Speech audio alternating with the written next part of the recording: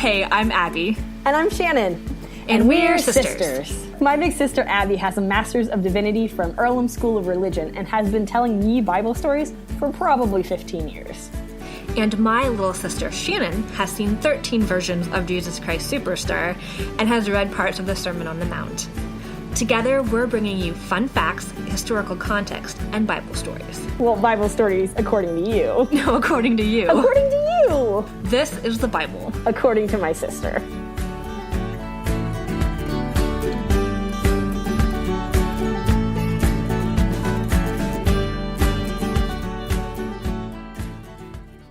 Well, hi, Abby.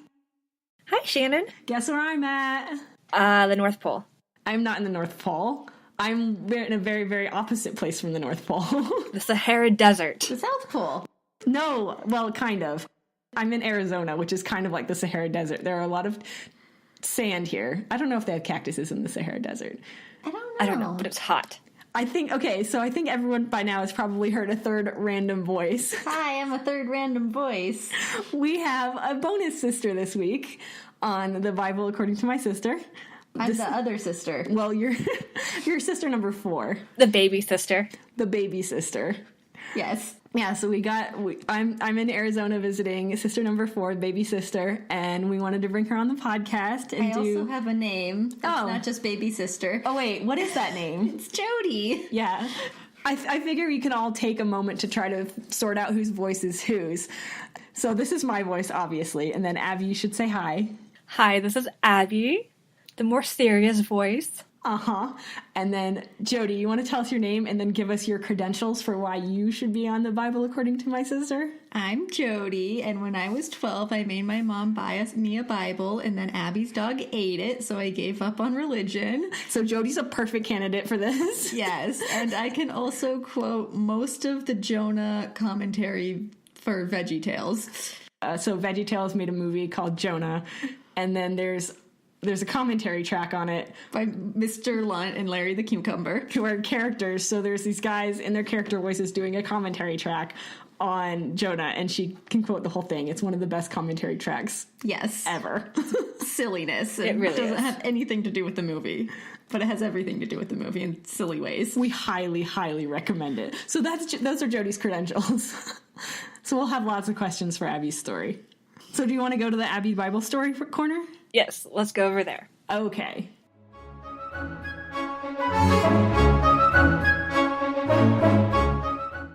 So, Abby, if I'm not mistaken, you picked this special story because Jody is with us, right?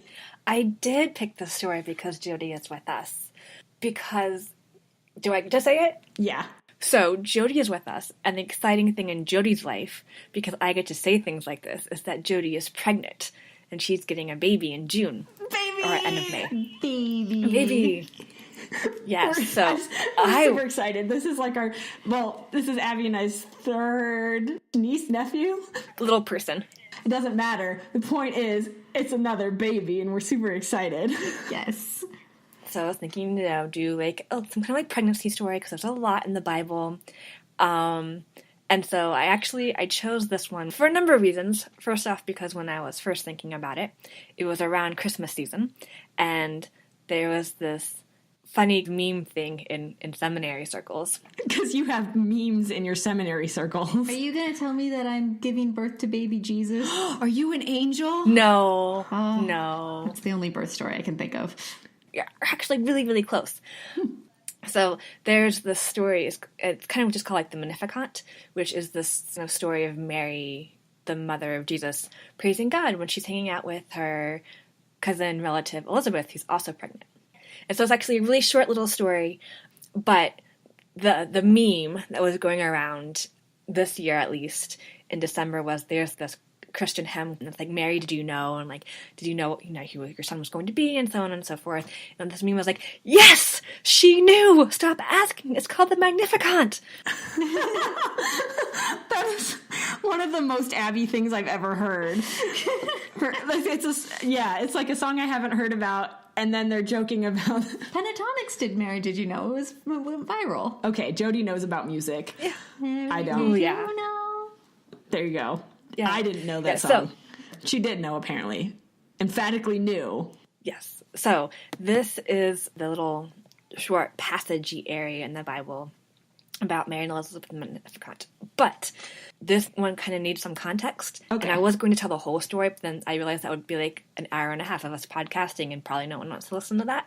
That's a really long time, Abby.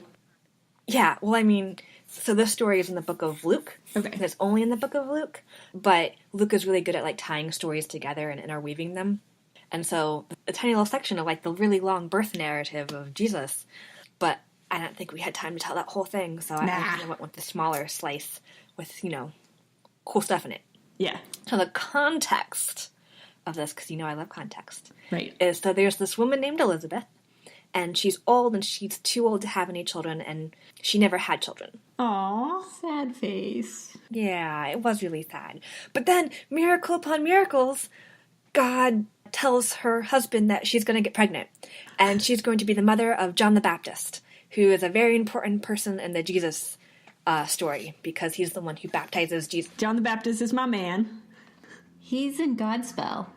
Yes, Jody. John the Baptist is in Godspell. Good job. See, you know more than you think you do. So, Elizabeth is an old woman, and she's all of a sudden pregnant with John the Baptist.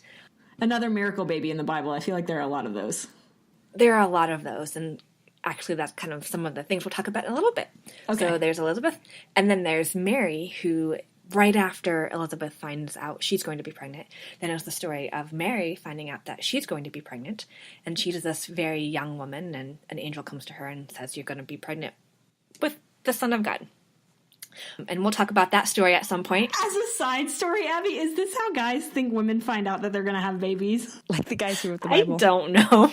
Possibly. You'd have to ask a guy. Okay. Maybe next week you can bring husband in. Yeah. Explain this to us. So Mary finds out, Mary and Elizabeth were cousins or sisters? So that was the next thing I was going to say, yes. So Mary and Elizabeth are at least related, the Bible says. Tradition says that they are cousins. Granted, cousins who have a huge age difference, but cousins. Okay. The Bible itself just says relatives. So they're related in some way. But, you know, Elizabeth lives in Judea, and Mary lives in Nazareth, so they live, you know, pretty far away, especially in those times, like a day or even a few days journey away from each other. Like that Jody lives really, really far away from me, and it makes me sad? Yes, exactly, like how Jody lives really, really far away. Okay. I'm just thinking of, like, the amount of competition between these two siblings, because that would just create some major counseling issues. Oh, between John the Baptist and Jesus? No, I was thinking more between the moms. Oh, between Mary and Elizabeth. My son's the Son of God. Well, my son's baptizing all of Jerusalem, or wherever John the Baptist took place. Well, actually, that's what's really cool about this story. So let me tell you the story, and then I'll get back to that. Okay, fair enough. All right. So Mary finds out in the story that Elizabeth is pregnant, 6 months pregnant. And so either right after she finds out or shortly after she finds out, she leaves Nazareth and goes to Judea to be with Elizabeth. It took her 6 months to figure out there was something growing inside of her?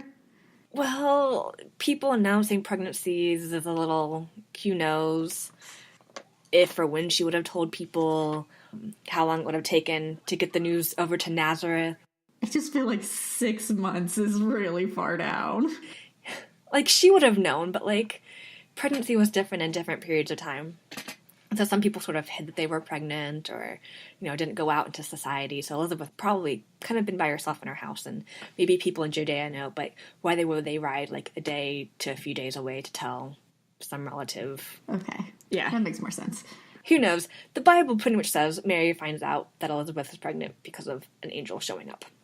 So this young woman finds out that her older, barren, can't have children relative, possibly cousin, is pregnant. So she heads out to go see her.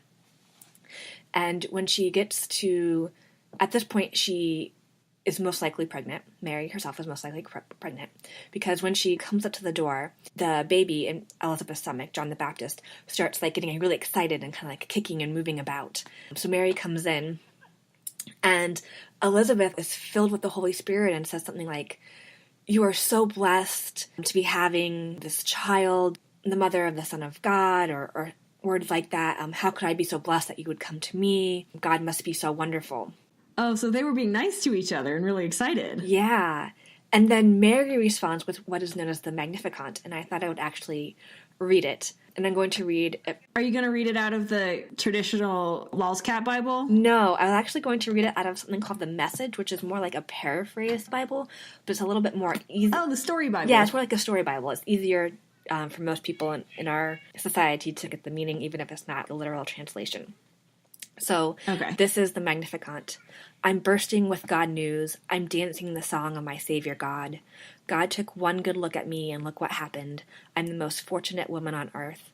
What God has done for me will never be forgotten. The God whose very name is holy, set apart from others. His mercy flows in wave after wave on those who are in awe before him. He bared his arm and showed his strength, scattered the bluffing braggarts. He knocked tyrants off their high horses, pulled victims out of the mud. The starving poor sat down to a banquet. The callous rich were left out in the cold. He embraced his chosen child Israel. He remembered and piled on the mercies, piled them high. It's exactly what he promised, beginning with Abraham and right up to now. And so she kind of sings... That's some high drama. Yeah, so she sings like this song and this praise, and then it ends with... And then Mary hung out with Elizabeth for 3 months and then went home. That's awesome. Yeah, so... I feel like Elizabeth... There's a lot... Was it Elizabeth that said all that, or was it Mary? So, you're asking great questions, Jody. So, most tradition and translations has Mary saying that.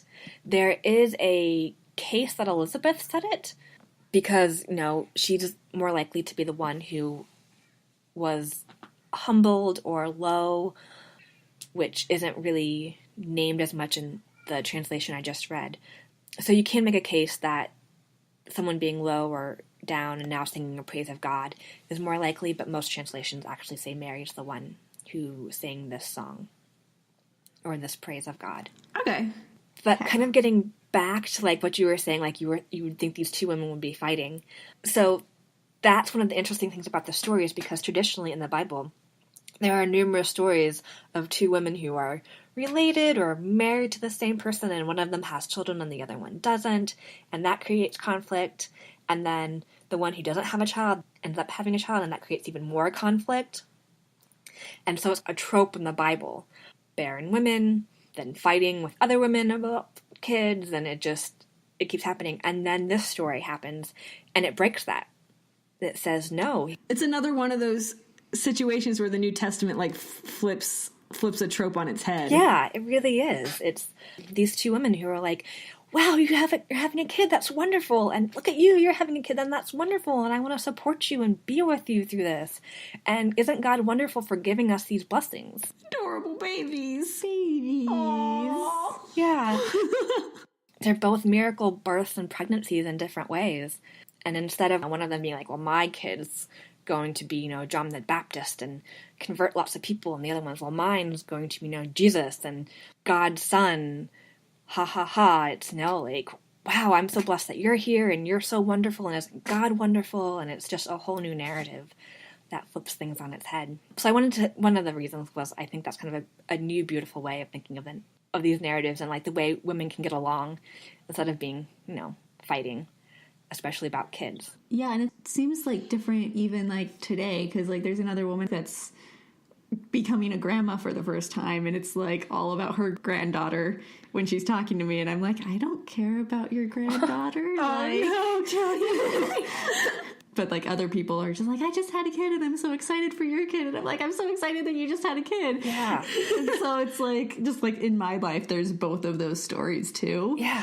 So it's just like interesting that like in the Bible there's both. So yeah, that's one really cool, beautiful thing about this story. Some other cool things is so in the Magnificat, the praise or song.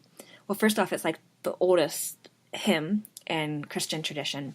And it's probably older than what it is in the Bible, because we know Luke didn't write it. Just because of language, we know Luke didn't write it. So it means it's an older... It's like an old song that had been transcribed or like written down by Luke. Yeah, for this particular point. And the first part of it is about praising God and being very thankful for what God has given them, because Mary says, not in the translation I read, but another translation calls herself, the lowest, low or servant or humble. And so... this is a little hard, but some of those words can also be used in that time or that tradition for rape victims. Oh, really? Yeah, so either it was like Luke saying this is where it came from, or Luke kind of saying Mary identifies with people who have been in that situation or have had that happen to them. He's identifying with them. So there's a really cool thought of like God identifying with people who have been mistreated in that way, or at least not shoving them to the edges of society, but kind of like raising them up and giving them blessings later on. The story of Mary is really cool.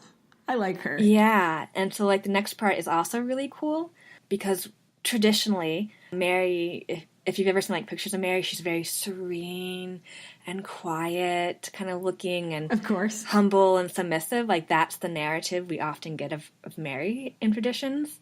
At least that's kind of the narrative I've always picked up. I don't know about you guys. Yeah, Jody and I in our deep, rich history of reading Bible stuff. Yeah, but you've probably seen pictures. Mary wasn't in the Veggie Tales. Yeah. But the next part of what happens here, and this is probably like the only place where the last place we really hear like words from Mary, is this praise and this saying that God is on the side of the poor, God is on the side of the lowly, God is on the side of those who have been misused. So like things like he knocked tyrants off their high horses and pulled victims out of the mud. She is clearly saying here that God is with the people who are oppressed. God is not with the wealthy. God is not with the empires. Which if you think about her context, she was a young woman in a culture, in a nation that had been subjected and oppressed by the Romans. She's under occupation. She's not white. She's Middle Eastern Jew in the 1st century. And she's soon to be a refugee. So a woman of like, some of like the lowest rungs of society is saying, right, who has now been blessed to have this, to be the mother of Jesus, and is saying, and God is on my side. God is on the side of the people who are being oppressed. And I am saying this loudly and praising God with it. What a crazy important narrative, like even today. Yeah. Like all of these themes are, you still can sit there and be like, oh my gosh, I can see that, like how powerful a message that would be if it was transplanted into our world. Yeah. Yeah. I can just see that same message in AA meetings. Yeah. No, that's fair. I mean, the thing about the Bible, Jody, is that it should still have relevance today. It should make you think of things in your life, like the experiences you have with these other women and like AA. And Abby likes how the Bible still works today. I noticed that. Yeah. It does still work today. Sometimes it's more obvious than at other times. Yes. I like how Jonah, a VeggieTales movie, still works in my life today. Yeah. Especially spitting camels and ibuprofen needs. And yeah, those kinds of things. Yeah, so I mean, Jesus was raised by this very strong woman. Awesome. So I guess we've kind of talked about what the context is today, and I assume that people still celebrate this story in a similar way that they always have. It's, usually a story kind of preached during the Advent in December, like leading up to, as part of the narrative, a story of Jesus being born. And I think this past year it's really been preached on a social justice tint, but in the past it's been more in a Mary was so wonderful for praising God for giving her this gift kind of thing. Yeah. So, I mean, depending on what time you live in, what you get out of it is different, which is always the case with Bible stories. But it is a very important part of, like, the Jesus birth narrative. / the John the Baptist birth story. Yeah. Wiggly John the Baptist. The John the Baptist story, this is just, like, one small point in it. His story is actually pretty long in the book of Luke, and is also really interesting, so I'm going to do a podcast on that at some point. But I kind of wanted a story that had 2 women in it, and their bonding. And I haven't talked about this, but, it's cool that John the Baptist recognized another Jesus as a fetus in Mary. It's like when E.T. phones home and there's the little blinky and their fingers touched. Did they rub bellies? Did they sniff butts like dogs? That's what I'm imagining. Just like tail wag and sniffing up the butts. You're my cousin. You're my friend. Yeah. I guess Jody spends a lot of time around dogs. I have a dog. She's wonderful. Yeah. I guess I had never thought about that. I guess I thought I'd more of like, one spirit or soul, like recognizing another spirit or soul. That's very regal of you, Abby. Yeah. And, John the Baptist and Jesus are, I don't know, good friends, but like their stories are really important to each other through the rest of the Gospels, especially in Luke. So pretty awesome. Does your baby wiggle when it meets his cousin? I don't know. They haven't met their cousins yet. Oh, okay. The cousins live in Ohio and Seattle. Does your baby wiggle when it meets Bree? Yes. The dog big sister? Yes. Okay. It's kind of like that, I guess. The puppy nanny. Yeah. So, I think that's the story of Elizabeth and Mary and the Magnificat. I like it. Yeah. It is a good story. Yeah, I think it's really relevant, and I think it's just a really sweet story because we don't always get just something happy and calming in the Bible. I like that she found support with other pregnant women because, like, my experiences was like, oh, when I was pregnant, I had this horrible birth scene. Are people supposed to be nice? I don't want to hear this. And they were just, like, hanging out being pregnant together. And that's totally, like... Yeah, you like the story so of being helpful. Of them being supportive and nice to each other. Instead of, like, and then I ripped this and... Trying to scare each other? Yeah. Okay. I don't think that's the intention, but that seems to... I don't want to know your horrifying birth stories. I'm glad that you went through this too. Like, I don't know what to take from this. You should just hand them a copy of the Bible and be like, just read nice things to me and be supportive. That's not creepy at all, is it? No, that sounds like a Jehovah's Witness. Not that there's anything wrong with evangelicals. But you just don't slip people Bibles. I don't tend to, no. Okay. Awesome. Thanks, Abby. You're welcome. So that brings us to silly stuff with Shannon. Silly stuff with Shannon and Jody. Yes.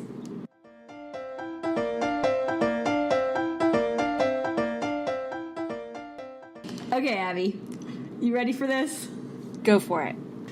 Jody and I have a story. So I'm visiting her in Tucson, and Jody likes to take me to all of the local things. Like, we go to the mall to ride the escalators, and we do other fun stuff, mostly the escalators. But we went to Bookman's. And Jody, you want to tell everybody what the Bookman's is? It's not the Bookman's, it's just Bookman's. Okay, and Bookman's. Bookman's is basically a secondhand shop for mostly books. They also, the particular one we went to, also had games and gadgets and video games and like guitar kind of musical instruments. I go for the baby corner because they have lots of baby books. Yes. But Shannon decided to go through the game and puzzle aisle and found some very interesting things. I'm not even sure. I was the first one to find it. So I was there with Jody's husband, and he pulled out a game, and hold on. Yeah, he found a game on the shelf, which was very exciting, and it was called The Life of Christ. Bible Journeys #2, and it was a board game of some sort, and I flipped it over, and it's I like that it was Bible Journeys #2, as if this is the sequel of this is the sequel of the game. Anyway, that was a trivia game, and when we were younger, we used to have a Bible trivia game. We had a Bible quest when we were younger, and I didn't know anything that was going on, and I played it with Mom and Abby once, and Abby was like, oh, it's this, and Esther, and I was just like, no clue. So Jody and I would play it sometimes, and it would just evolve into us making up questions about monkeys. Yeah, it got bad, because Jody and I don't know any Bible trivia. So there are a lot of Bible trivia games, and then a couple minutes later, we found the Catholic Bible game, Catholic Family Bible game, which was approved by the Catholic Church. Also a trivia game. Yes. I wish you guys could see my face. It's like, what in the world are you talking about? Okay. Like, the Catholic Family Bible game, it's like that really bad, like, Game of Life 90s picture of all of the family, like, having fun playing this Catholic Family Bible game. So I think the picture set it off as much as the title and the fact that it was approved by the Catholic Church. Yeah. It does. It totally looks like the Game of Life. Yeah. But everyone looks just slightly more Catholic. I'm not sure what that means. I don't know. Like, are they all wearing rosaries? Or? No, I don't know. There's like a grandma in the picture, and the girl has braids. Oh.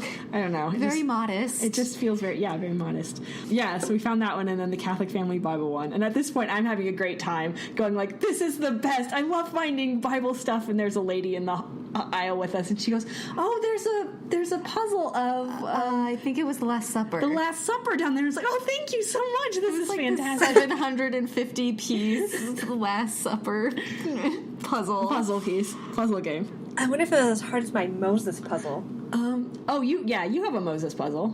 This one's The Last Supper. I do have a Moses puzzle, remember? Because I got it right when we were thinking about doing this podcast, and I was like, look! she did like a TED podcast on Moses, and then I found the Moses puzzle. I'm like, this is so cool. Anyways, it was really hard. Oh, the Moses puzzle was hard? I'm sorry. Yeah, I don't know. I did not get the Last Supper picture. So then we stumble across the greatest one yet. And this one I like because it's not, like, the other two were very trivia-based.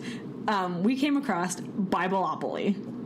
As in Monopoly, but with biblical places. Yes. I'm fairly certain this one is not a, like, stamp of approved by I think it's Hasbro? I have no clue. Or Warner Brothers? I'm not sure. Oh, that's so terrible. No! I mean, like, wonderful and terrible at the same time. Yeah. So there are some very important differences between Monopoly and Bibleopoly. First off, you're not trying to bankrupt all the other players. Okay, that makes me feel better. Yeah, it's not. From the looks of it, it's actually pretty sweet. So the board is set up like a Monopoly board. Hold on, I'm going to pull up a picture so Jody and I can see it. I don't remember where I saved it at because my phone is a confusing nightmare. So I should point out at this point that Bookman's is not like a Catholic bookstore. Like, finding very, very religious things here was actually pretty surprising because I'm sure they sell the Bible, but it's not like people go there as a religious bookstore. So I was just really confused the whole time because it's like a buy, sell, trade kind of thing. And so like, and I've tried to like buy, sell, trade things from them, and they don't take it because it's too, like, weird and niche or whatever. And so just to find this amount of, like, weird niche things, I was just like, they didn't take mine, but they're taking Bibleopoly, okay. All right. Maybe somebody else was in charge that day. Who knows? Okay, so the board is set up like a regular Monopoly board, but instead of at go, it says in the beginning, and the money is apparently offerings instead of money. Okay. The jail is meditation. I thought you would appreciate that one. Go meditate. Yeah, go meditate, lose 3 turns. Oh. Yeah, so the other corner is obviously go meditate. And then, what's the free parking? Is that the other corner? Yeah. It's community celebration. And so on different plots on the board, you have to give money to the community celebration. Oh, that's nice. Yeah, and then the 2 cards are the contingency and faith cards, and so those will occasionally tell you to give money to things. Let me see if I can find some of the cards. There's a go meditate card. One of them is, hold on, let me see. I found some really good cards I wanted to show you. She looked this up online, so these were not Yeah, I seriously considered buying it, but I couldn't, like, I'm trying to simplify my life, and I couldn't see myself playing this more than once or twice. Yeah, this board is actually slightly different because in the one at Bookman's, it didn't have, like, Jerusalem, Nazareth, and whatever the other third one was, as, like, Billboard and Park Place. Yeah, what is this one? No, I don't see. It had Philadelphia, and I got really excited. I was like, oh my gosh, Philadelphia is Park Place! And Shannon was just like, Philadelphia was a Bible thing. And I was like, no, Philadelphia is where all the Quakers are, and it's Park Place. And it wasn't. Jody, I am gonna believe that happily. Jody's gonna believe that the Quaker Philadelphia is the one in this board game. I think that makes sense. Okay, so some of the cards, like the faith contingency cards, are things like, Jody, you want down? The bottom one? You host. You host Easter celebration. Each player contributes 10 offerings to you. Yeah. So it's stuff like that. Wavering faith sends you back 7 spaces. One of my favorite is this one. Advance the player to your right to the space of his or her choice. And then it's just a little picture of these 2 Bible characters, and one is giving the other one a piggyback ride. Oh, yeah, it's sweet. It's adorable. So you said, like, the game wasn't about bankrupting other people. How do you win? So you win. So they explain it in Monopoly terms, which is that you have to build a hotel on one of your places. But in this case, the hotel is actually a church. Even in Bethlehem, it's not an inn with a donkey? Oh, I think if you build one on Bethlehem, it is definitely an inn. With the donkey. With the donkey. Camels and 3 wise men. So, yeah, Jerusalem, Bethlehem, Nazareth are some of them. There's, like, Rome and Athens and Tarsus. Tarsus, that's fun. You know. I thought Tarsus was Greek mythology. I don't know. Yeah, so you have to be the first one to build a church. And instead of people, like, losing and falling out of the game, you get to stay in the game till the end. Yeah, so you have to build it on one of those squares, and the squares are all cities from the Bible. Jody was saying Philadelphia was one of them. They have Ephesus, Tyre, like ones I haven't heard of, but then also like Berea and Athens, and yeah. So I think you get bricks, which might be more like houses, and then the houses turn into hotels, which are the churches, and that's the goal, is to build a church. Okay, that kind of seems sweet. Yeah. It seemed sweet. I just couldn't think of anyone who would play it with me besides you. What are the railroad tracks? The railroad tracks are abyss. I don't know what that means, but it doesn't sound good. Say it again. Abyss. ABYSS. Like you fall into the abyss. Huh. Yeah, I don't know. I thought that was saying Abbeys because I can't see the picture very well. Oh. And I was like, oh, that would make sense. But no, like it does say Abyss. It just say abyss. Who knows? Yeah, so that was our awesome find at Bookman's. Yeah. Oh, I love it. Yes. I also found bananagrams, which I was really excited about. Less religious, but also very exciting. You could play religious words with bananagrams. Yeah, totally. I played Starfish once. It's totally biblical. Sure. It was fun. So that's what we got. What do you think? Totally worth the silly stuff with Shannon and Jody? Totally worth the silly stuff with Shannon and Jody. Okay. Hey, so Abby, I have an idea. Okay. Usually at the end of our podcast, we ask each other a question. I think we should ask Jody it and put her on the spot. Oh, gosh. I think that's a perfect idea. Okay, Jody, we're going to ask you a question, and you have to make up something really silly. Okay. Okay? Meat cleaver. That might actually work. Oh, you have to ask the question first. Yeah, we have to ask the question first. Okay, Jody. Abby, do you want to ask it? Sure, I'll ask it. Okay. Ready? I have my silly hat on. Okay. So here's your question, Jody, and it's really important because it closed the whole podcast. What is the Bible? Apparently dog food. So the Bible is dog food? That was my first experience with it. The Bible is dog food. I love it. Well, thank you, Jody. Yeah, thanks for showing up, Jody. I'll stop winking.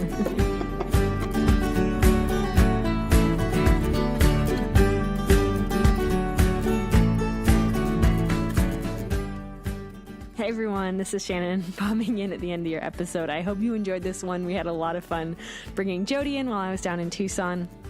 We don't have any extra notes this week, just the usual. We want to thank Stephen Kartenberg for making Gutalele's Happy Place, which is the music we use for our intro and outro.